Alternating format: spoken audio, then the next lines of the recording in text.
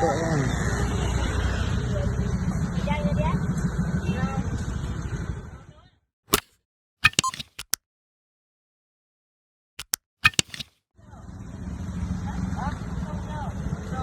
Ito yan.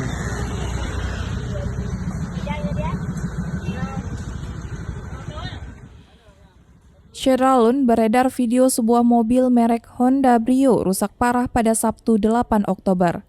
Berdasarkan kabar yang beredar melalui aplikasi sosial media WhatsApp, mobil Brio tersebut menabrak truk yang tengah berhenti di tepi jalan. Diketahui lokasi kecelakaan tersebut terjadi di daerah Lempanah, Aceh Besar.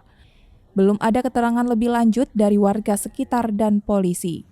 Hingga berita ini tayang, belum jelas bagaimana kronologi kecelakaan tunggal tersebut.